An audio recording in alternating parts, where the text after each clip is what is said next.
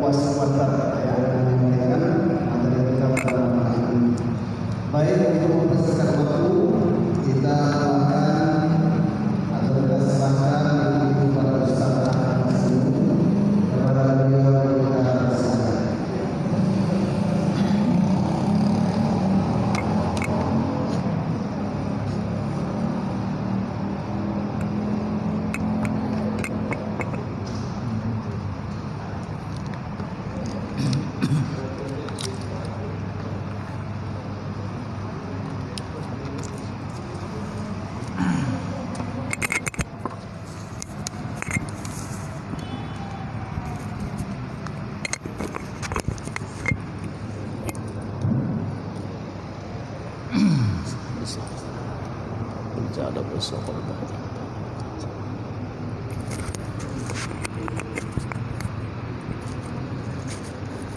Assalamualaikum warahmatullahi wabarakatuh.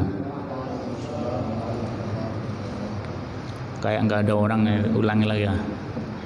Assalamualaikum warahmatullahi wabarakatuh. Waalaikumsalam warahmatullahi wabarakatuh.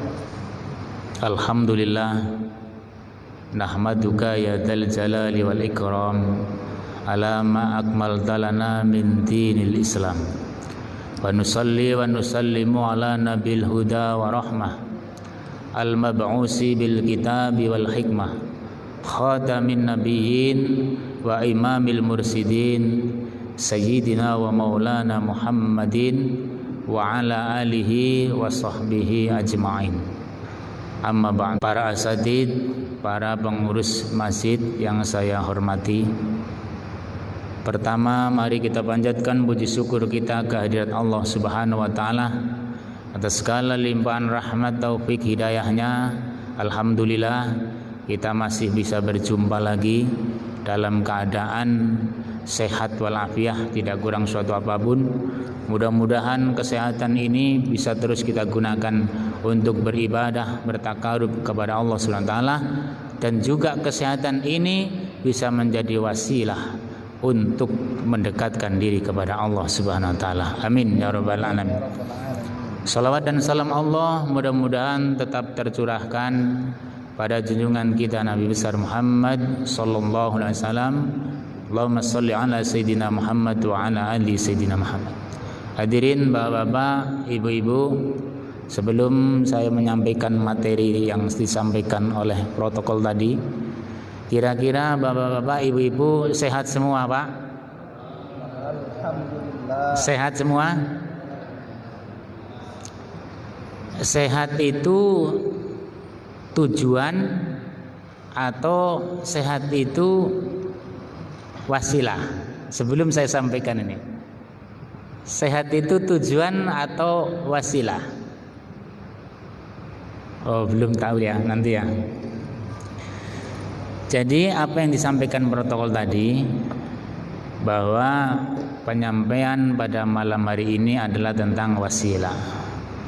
Wasilah itu definisinya itu adalah allati hiya yutawassalu biha li tahsilil maksud. Jadi wasilah itu adalah sebuah alat atau sesuatu yang digunakan untuk tercapainya suatu tujuan, suatu maksud. Maka apapun yang bisa menjadi perantara tujuan kita itu dinamakan wasilah, perantara. Cuma orang ini kadang-kadang bilang wasilah atau tawasul itu sesuatu yang aneh, sehingga ada sebagian saudara-saudara kita yang karena tidak mendalami masalah itu sehingga sampai mengatakan wasilah itu adalah syirik. Padahal wasilah itu adalah perantara. Kita ingin kenyang, perantaranya apa, Pak? Makan. Makan itu adalah wasilah. Kita ingin ke masjid ini, tujuannya ke masjid. Perantara untuk ke masjid sini ada dengan jalan kaki, ada dengan naik kendaraan. Naik kendaraan dan jalan kaki menuju ke sini itu adalah wasilah. Sampai hatta ibadah. Sehingga ibadah kita ini juga perlu ada wasilah. Ketakwaan kita kepada Allah itu juga perlu ada wasilah. Kalau dulu kita di zaman di alam ruh, kita tidak perlu ada wasilah. Di alam ruh kita pernah dijanji oleh Allah, alastu birabbikum qalu bala wa syahidna. Tapi sekarang kan lupa. Sekarang lupa enggak, Pak? Bahwa dulu pernah dijanji. Tahukah kamu bahwa saya ini adalah Tuhanmu? Dulu ruh-ruh kita menjawab samina, iya, engkau adalah Tuhanku. Tapi setelah kita ini dicampurkan jadi satu antara roh dengan jasad, maka kita jadi lupa akan janji kita. Maka ketika turun jasmani kita, maka segala sesuatu yang berhubungan dengan Allah itu jadi pakai perantara. Banyak yang pakai perantara. Nah, sehingga ibadah kita juga pakai perantara. Takwa kita kepada Allah juga perlu perantara. Maka di dalam Al-Quran itu dikatakan, Allah berfirman,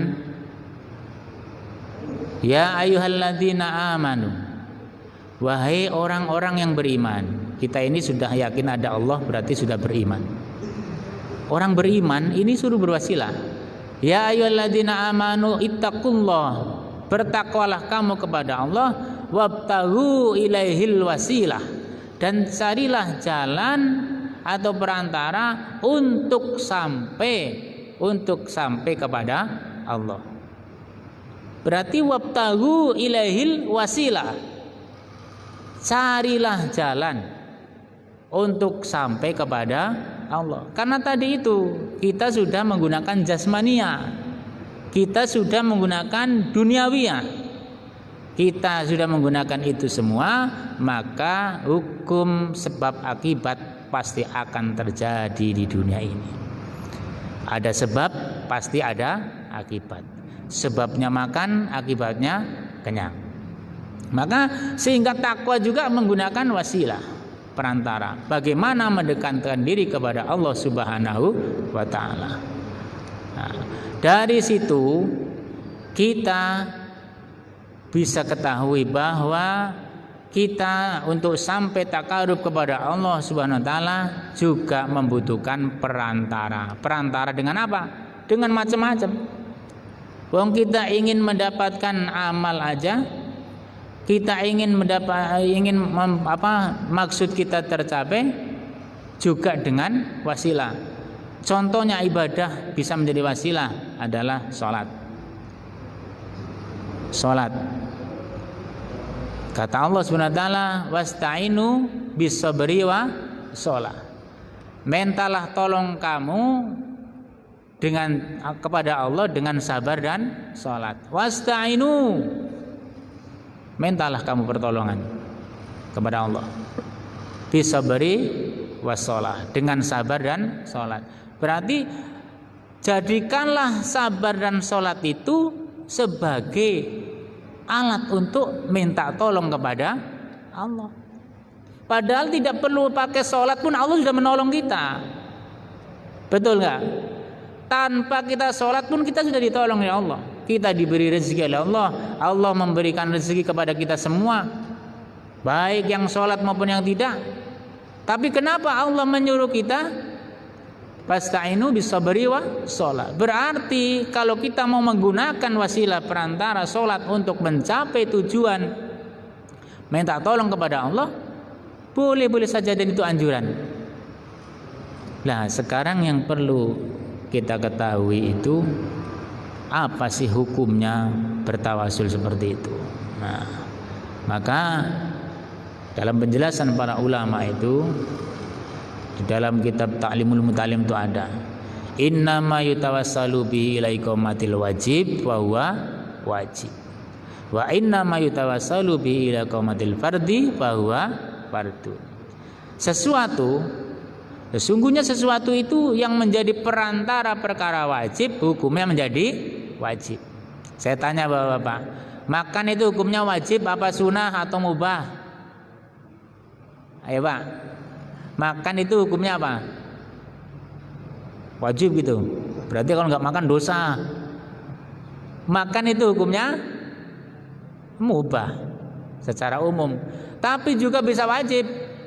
Kalau tidak makan mati di tengah-tengah hutan, tidak ada apapun, tidak. Bahkan perkara haram pun bisa menjadi halal kalau sudah sampai tingkat darurat. Jadi hukum itu melihat situasi dan kondisi. Menurut kaidah fikih itu bahwa al-hukmu yadhurru ma'ilatin wujudan wa adaman. Jadi hukum itu berputar-putar sesuai dengan sesuai dengan illatnya. Nah, itu. Maka ketika ditanya hukum tawasul bagaimana? Hukum tawasul itu lihat menjadi perantara apa? Kalau menjadi perantara perkara wajib, kalau tidak bisa dengan itu tidak bisa tercapai, maka hukumnya menjadi wajib. Tapi hukum secara umum tawasul adalah sunnah karena dicontohkan oleh Rasulullah Shallallahu Alaihi Wasallam. Rasulullah mencontohkan. Nanti akan dijelaskan yang satu lagi oleh Ustaz. Nanti saya baca semua hadisnya nanti habis ya.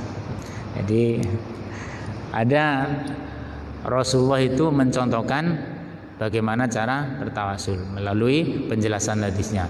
Ada juga hadis yang diceritakan oleh Sayyidina Umar, oleh Anas bin Malik, bahwa Sayyidina Umar bin Khattab itu ketika terjadi kekeringan, kemarau, dia itu berdoa tapi menggunakan tawasul, menggunakan Sayyidina Abbas. Sayyidina Abbas bin Muthalib itu adalah paman Nabi. Apa doa Sayyidina Utsman itu? Allahumma inna kunna natawassalu ilaika binabika fataskina. Kemudian Allahumma inna natawassalu bi ammika faskina. Kata Sayyidina Umar itu bahwa sesungguhnya saya minta kepadamu ya Allah, minta hujan, bertawasul kepada nabiku, kemudian engkau datangkan hujan. Sekarang saya bertawasul kepada paman Nabi kami, maka turunkan hujan. Maka dalam hadis itu diceritakan oleh Anas bin Malik, waqala fayaskauna, maka turunlah hujan. Jadi perantara itu ada yang disebut-sebut seperti menyebut orang soleh, seperti menggunakan menyebut para wali. Ada juga tawasul menggunakan asma-asma Allah. Banyak sekali. Maka kesimpulannya bahwa tawasul sebenarnya itu adalah hanya perantara, alat untuk mencapai suatu maksud tadi itu tadi. Jadi maksudnya apa? Maksud beribadah juga ada tawasulnya. Maksud kita bersosial dan lain sebagainya juga ada tawasulnya. Jadi intinya tawasul itu adalah perantara untuk menggapai suatu maksud yang kita tuju. Maka dari itu nanti bapak-bapak kalau mungkin belum paham ya bisa ditanyakan. Jadi di sini kalau diceritakan panjang lebar pun tawasul intinya itu tadi. Jadi kita menggunakan perantara.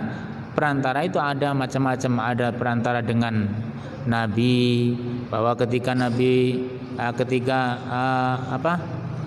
Nabi Muhammad itu dimintain untuk menyembuhkan, kemudian dia mendoakan, kemudian ada orang buta itu, ada hadisnya juga. Kemudian dan ada ayatnya juga yang menjelaskan bahwa dalam surat An-Nisa ya, bahwa wa ma arsalna mirasulin illa liyuta'a biidznillah. Itu pertama ayatnya. Wa ma arsalna mir rasulin illa liyuta'a. Kami tidak mengutus seorang utusan kecuali untuk ditaati. Baik, utusannya Allah itu adalah Nabi Muhammad.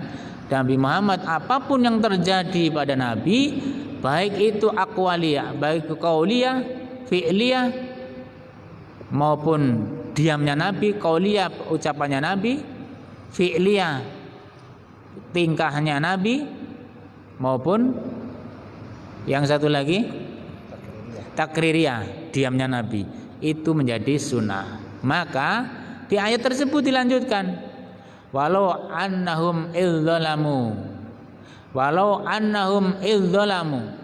ja'uka fastaghfirullah wastaghfaralahum rasul lawajadullah tawwabar rahimah. Seandainya ada kaum yang datang kepada Allah kemudian memohon ampun dengan membawa kemaksiatan dan dosa yang banyak, dia zalim pada dirinya sendiri, kemudian datang kepada Allah memohon ampun dan juga Rasul memintakan ampun, maka orang tersebut mendapatkan Allah sebagai zat yang maha pengampun dan maha sayang. Berarti ketika orang itu datang kepada Rasul, Rasul mendoakan. Rasul itu sebagai perantara menjadi orang itu diampuni oleh Allah dosanya. Berarti Rasul bisa menjadi perantara wasilah terampuninya dosa orang tersebut. Bukan hanya itu saja, nanti kita juga akan diselamatkan oleh Rasulullah SAW dengan syafaatul udmah. Ketika manusia dikumpulkan di padang mahsyar, tidak ada yang bisa menolong kepada manusia ini. Para nabi-nabi yang lain lemah, tidak bisa menolong. Hanya Rasul akhir zaman yang akan menolong. Itu juga nanti menjadi wasilah pertolongan kita. Itulah syafaatul udmah, syafaat besar Rasulullah SAW yang akan diberikan kepada kita semua. Insya Allah kita akan mendapatkan pertolongannya selama kita masih mencintai Rasulullah, masih mengikuti syariat Nabi, yaitu Nabi Allah Subhanahu wa taala, yaitu Nabi Muhammad. Kemudian kita mau sering membaca sholawat dan mengikuti syariatnya, insya Allah kita akan mendapatkan syafaat dari beliau Rasulullah Sallallahu Alaihi Wasallam. Karena kita semua tidak ada yang suci sama sekali. Kita semua hidup banyak bergelimang dosa, banyak bergelimang maksiat. Tapi nanti pada akhirnya kita ini ada yang masuk dengan membawa pahala yang banyak, ada yang masuk dengan membawa dosa, masuk surga maksudnya. Nanti ada orang masuk surga dengan banyaknya dosa tapi mendapatkan syafaat. Ada orang yang masuk surga karena dengan ibadahnya, yadkhulunal jannah bila hisab, yadkhulunal jannah bisyafaat, yadkhulunal jannah bitaat. Masuk surga dengan bermacam-macam kita nanti. Tapi yang jelas kita ini tidak ada yang suci dan tidak ada yang maksum. Oleh karena itu masih butuh syafaat Rasulullah SAW, masih butuh perantara-perantara yang lain. Maka dari itu kita harus mengetahui apa sih itu perantara, apa itu tawasul itu. Jangan kita sampai salah paham atau tidak paham sama sekali atau gagal paham. Jadi saya ulangi lagi, tawasul itu hanya sebagai perantara. Nabi pun hanya sebagai perantara. Hakikatnya adalah Allah. Ibarat contoh begini, Pak. Ibarat contoh, pisau itu bisa tajam, tapi pisau itu tidak bisa memotong dengan sendirinya. Yang memotong adalah Allah Subhanahu wa taala. Tapi pisau itu adalah alat yang memang pas untuk disebut alat pemotong. Tapi hakikatnya yang motong itu adalah Allah. Kalau kita berkata pisau itulah yang memotong, pisau itulah yang membunuh orang, berarti kita masuk ke ranah syirik. Tapi kalau peso itu hanya sebagai perantara memotong, peso itu hanya perantara untuk membunuh, maka hakikat yang membunuh adalah Allah, itulah yang disebut perantara. Kita sehat karena minum obat. Obat itu perantara. Yang menyehatkan hakikatnya adalah Allah. Kalau kita mengatakan alhamdulillah saya sehat karena obat ini, saya yakin obat ini yang menyembuhkan, masuk ke ranah syirik. Tapi kalau dia mengatakan dengan perantara obat inilah Allah menyembuhkan saya, itu dengan obat ini Allah memberikan kesembuhan kepada saya. Saya bertawasul dengan obat, pakai perantara obat untuk menjadi perantara sembuhnya kita. Sama dengan saya makan untuk hakikatnya untuk supaya kita kenyang. Tapi yang membuat kita kenyang adalah Allah. Maka ada orang yang ada orang yang bisa kenyang tanpa makan dengan izin Allah. Ada di dalam tafsir Yasin, barang siapa yang membaca Yasin bihuduril qalbi, maka dia akan dikenyangkan oleh Allah Subhanahu wa taala. Tapi baca Yasin bihuduril qalbi, tahu maksudnya, tahu hudurul qalbi itu menghadirkan hati tentang isi maksud dan tujuan ayat-ayat surat Yasin itu, sehingga ketika kita membaca dengan khusyuk, dengan tidak sadar kita tidak lapar. Kalau bisa tingkatan seperti itu hebat. Yasin dijelaskan barang siapa membaca Yasin bi huduril qalbi bisa tidak akan lapar dia. Nah, itu semua adalah perantara-perantara, hakikatnya adalah Allah Subhanahu wa taala. Itulah sedikit yang saya sampaikan tentang tawasul. Nanti kalau kurang paham lagi, ada pertanyaan silakan nanti bertanya. Saya kira itu yang bisa saya sampaikan, kurang lebihnya mohon maaf.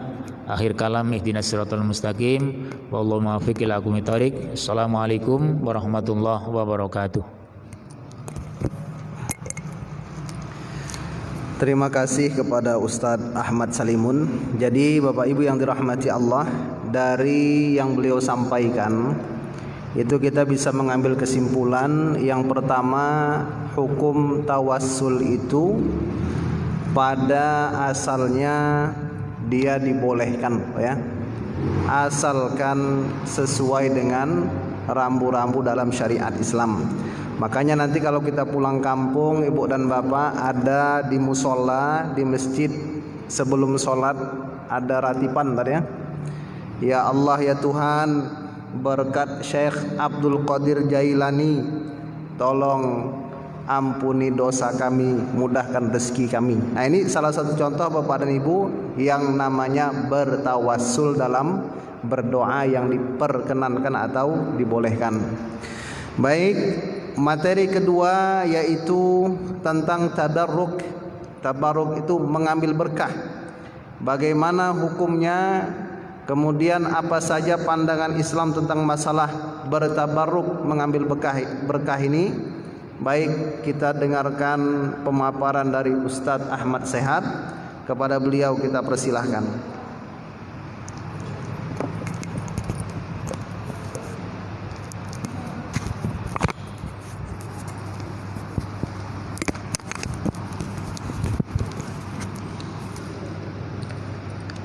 Assalamualaikum warahmatullahi wabarakatuh. Alhamdulillahirabbil alamin. Bapak-bapak, ibu-ibu, saudara-saudari hadirin jamaah yang berbahagia, mari sama-sama kita lanjutkan kajian kita yaitu tentang tabarruk. Alhamdulillah, tawasul sudah dibahas oleh Ustadz Salimun dengan panjang lebar. Dan sebenarnya tabarruk ini juga termasuk bahagian dari tawasul, bahagian kecil, ya. Cuman yang perlu kita garis bawahi di sini Bapak dan Ibu, kita harus paham dulu apa itu tabarruk. Nah, asal katanya dari mana, baru nanti kita ambil kesimpulan. Jadi tabarruk itu asal katanya dari al-barokah, ya. Al-barokah ini artinya bisa kebaikan, bisa bermanfaat, bisa bertambahnya kebaikan atau ziyadatul khair. Kemudian ada juga ulama yang mengatakan berkah ini artinya subutul khair ilaihi fisyai', kebaikan yang ditetapkan oleh Allah Subhanahu wa taala pada suatu benda, pada sesuatu. Artinya dalam benda itu, di dalam sesuatu itu Allah takdirkan ada kebaikan di dalamnya. Kaum muslimin hadirin jemaah yang dirahmati oleh Allah, sebagai contoh, misalnya Allah takdirkan kebaikan di dalam harta seseorang. Maka harta ini kalau dari segi asal kata barokah tadi, harta tersebut akan bertambah kebaikan. Nah, itu dia. Kemudian kalau berkah dikaitkan dengan makanan, makanan itu ketika dimakan akan mendatangkan kekenyangan, akan mendatangkan ketenangan. Berarti makanan itu berkah. Kemudian kalau anak-anak kita berkah, maka anak tersebut akan mendatangkan ketenangan dan ketentraman dalam hati kita, bertambah kebaikannya. Atau bisa juga bertambah jumlah anak kita. Nah, kalau istri yang berkah, berarti istri menambah kebaikan, ya. Tapi bisa juga bertambah jumlahnya, bisa juga ya. Ya, bertambah kebaikan di dalam diri si istri sehingga suami merasakan ketenangan, kenyamanan. Itulah dia barokah. Kemudian kalau Allah tambahkan ilmu, ya, ke dalam diri kita, ilmu yang barokah, maka ilmu itu bermanfaat kepada kita dan juga kepada orang lain. Ziyadatul khair, terus bertambah kebaikan di dalam sesuatu tersebut. Baik hadirin yang dirahmati oleh Allah Subhanahu wa taala. Itu asal kata tabarruk, barokah, yaitu kebaikan. Nah, dalam kajian kita pada kesempatan ini, tabarruk artinya mencari berkah, meminta berkah, atau bahasa Ustaz Salimun ngalap barokah, ya. Mencari, meminta keberkahan. Kita lihat Bapak dan Ibu yang berbahagia, di zaman Nabi Yusuf alaihissalam, di zaman Nabi Yusuf alaihissalam, Nabi Yakub, ya, ketika itu matanya buta karena sudah lama menangis berpisah dengan Nabi Yusuf alaihissalam, mata beliau sampai buta. Nah, maka ketika saudara-saudara Nabi Yusuf datang menemui Nabi Yusuf alaihissalam, kemudian Nabi Yusuf menyampaikan, bawa gamisku ini, izhabu, bawa pergi gamisku ini, kemudian nanti usapkan ke wajah ayahku, insya Allah dia akan bisa melihat. Maka pulang saudara-saudaranya, disampaikan kepada Nabi Yakub alaihissalam. Kemudian baju gamis yang dipakai oleh Nabi Yusuf biasanya diusapkan oleh ayahnya Nabi Yakub ke wajahnya, ke matanya. Kemudian seketika itu Nabi Yakub alaihissalam sembuh dari kebutaan dan bisa melihat kembali. Nah hadirin jemaah yang dirahmati oleh Allah, pertanyaannya, apakah, ya, Nabi Yakub alaihissalam dengan mengusapkan baju Nabi Yusuf alaihissalam ke mukanya itu syirik? Tidak, itu termasuk bahagian dari tabarruk, ya, mengambil berkah, meminta berkah, berdoa kepada Allah melalui kebaikan, keberkahan yang ada di dalam benda, yang ada di dalam baju gamisnya Nabi Yusuf alaihissalam. Nah, begitu juga hadirin jemaah yang dirahmati oleh Allah Subhanahu wa taala. Di zaman Nabi sallallahu alaihi wasallam, ya, rambutnya Nabi Muhammad sallallahu alaihi wasallam ketika di Haji Wada, beliau bercukur, ya, bercukur, kemudian dilihat oleh para sahabat, dikelilingi oleh para sahabat. Ada yang sebelah kanan, ada yang sebelah kiri. Ketika Rasulullah memotong rambutnya yang sebelah kanan, kemudian Rasul membagikan rambut itu ke sahabat-sahabat yang berada di sebelah kanan. Berebutan sahabat Bapak Ibu. Kemudian ketika Rasul rambutnya yang sebelah kiri dipotong, Rasul perintahkan kepada tukang potong itu untuk membagikan rambutnya ke sahabat yang berada di sebelah kiri. Sahabat berebutan untuk menyimpan, mengambil rambutnya Rasulullah sallallahu alaihi wasallam. Kenapa? Karena keyakinan kita sebagai Ahlussunnah wal Jamaah, di dalam diri Rasulullah itu ada berkah. Rambutnya Rasulullah ada berkah. Bahkan dalam riwayat yang lain, darah bekamnya Rasulullah itu juga mengandung berkah. Itu makanya para sahabat ada yang menyimpan.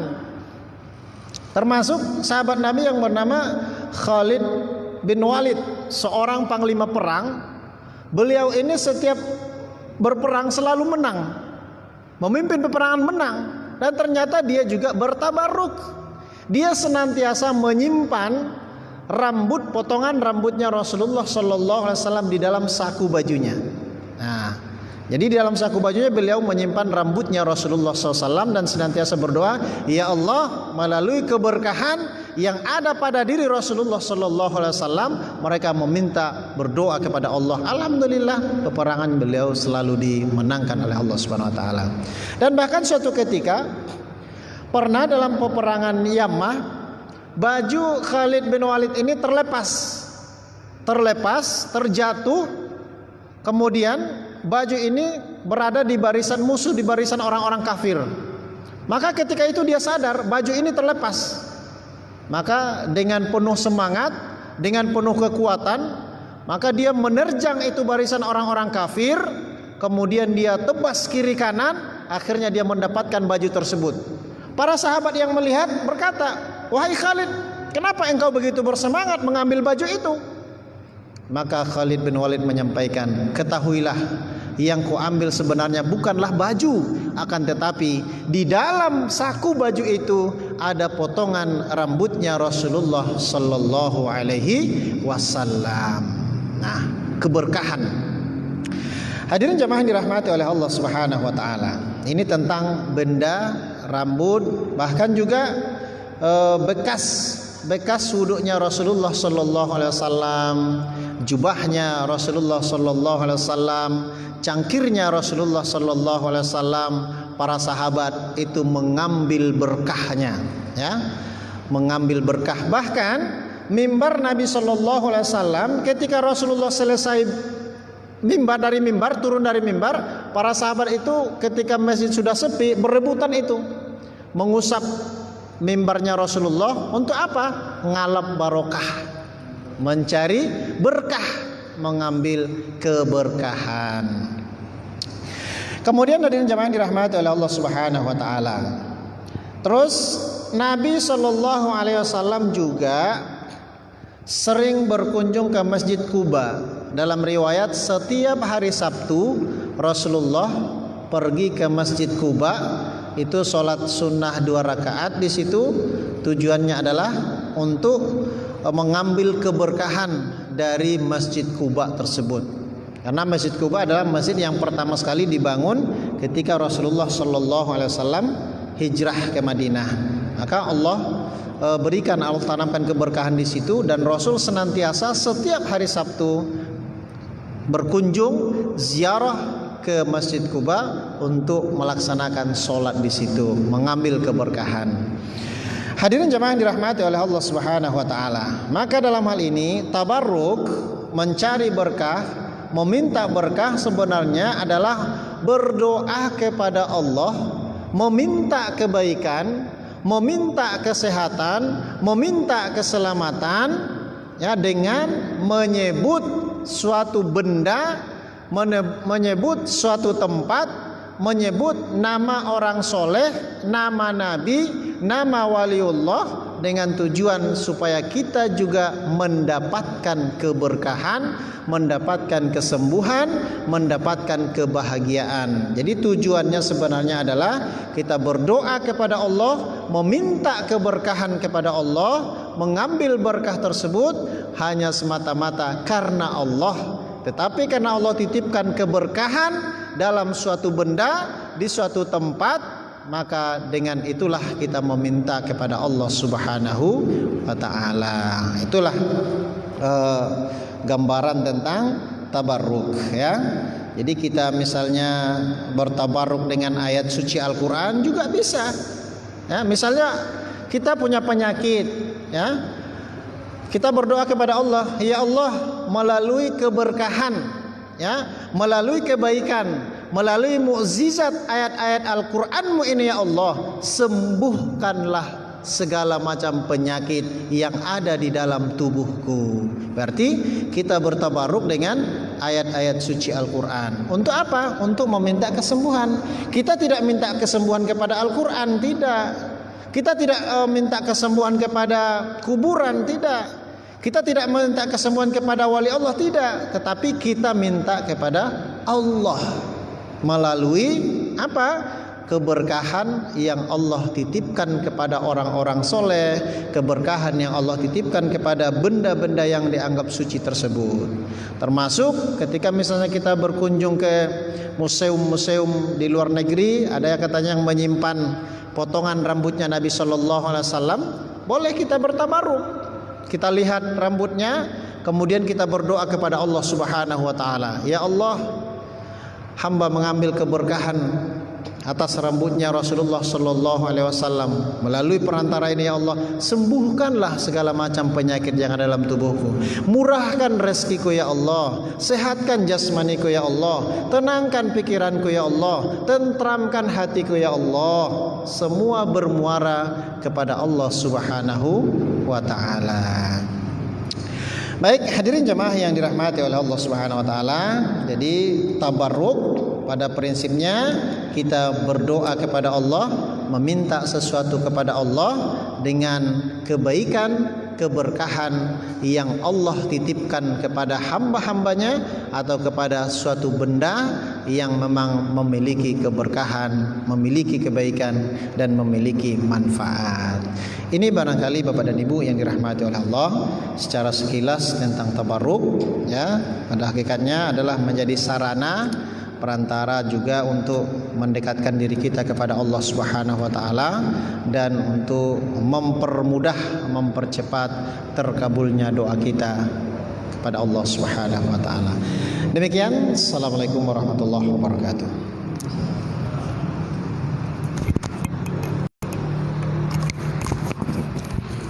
Terima kasih kepada Ustadz Ahmad Sehat. Jadi kesimpulannya Bapak dan Ibu, bertabarruk, mengambil berkah dari sebuah benda itu dibolehkan selama benda itu adalah benda yang bukan bahagian yang diharamkan. Tapi kalau benda itu haram, Pak, ya, misalnya dari arak gitu kan, perbuatan judi misalnya, ini tidak ada kata berkah di situ. Kemudian yang kedua, kita meyakini berkah itu datang dari Allah. Makanya apapun benda yang di situ bisa digunakan untuk mengambil keberkahan Allah itu dibenarkan dalam syariat Islam. Ada orang minta keberkahan melalui perantara air putih. Kenapa Bapak dan Ibu? Karena air putih itu sudah didoakan oleh orang soleh. Ini salah satu contoh mengambil keberkahan. Ketika hujan turun, kita basahkan sedikit tangan kita ke hujan itu, kita lap-lapkan ke wajah dan badan kita. Kenapa Bapak dan Ibu? Karena air hujan itu ada keberkahan di dalamnya.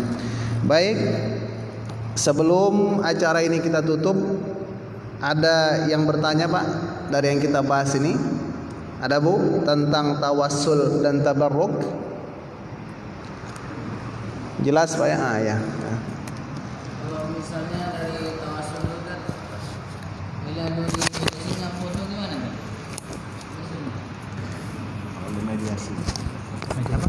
Misalnya kan tawasul itu mediasinya dari foto kan? Bisa tuh? Dari handphone. Iya, foto dari foto. Oh, foto. Tawasul pakai foto. Tawasul Pakai Tawasul dengan mediasi gambar. Apakah boleh itu? ulama ada. Oh, tawasul baik Mbak. Ya, itu namanya robitoh. Kalau orang torikoh itu kan robitoh. Torikoh itu kan sebenarnya orang yang mengamalkan syariat, inti syariat agama ini dengan hati-hati. Kemudian dia itu menggunakan silsilah, dan ini ketika pada masa Nabi Yusuf tidak terjadi tidak terjadi berhubungan dengan Siti Khadijah Siti Zulaikha, itu karena dia melihat gambar Nabi Yakub. Nah itu dikiaskan ke situ. Maka Robito dengan melihat guru, dengan melihat orang alim, itu bisa menjadi perantaraan tawasul atau Robito sama. Boleh. Ada lagi Pak?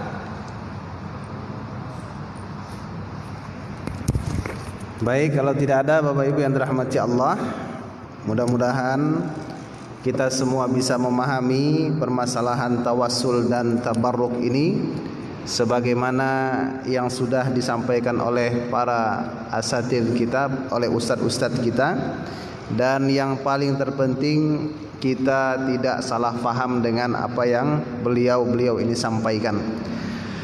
Baik, untuk malam hari ini Bapak Ibu yang dirahmati Allah, mungkin kita padakan sampai di sini saja. Yang benar itu dari Allah Subhanahu wa taala, yang salah dari kekhilafan kita semua. Kita mohon ampun kepada Allah Subhanahu wa taala.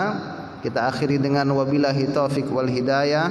Wassalamualaikum warahmatullahi taala wabarakatuh.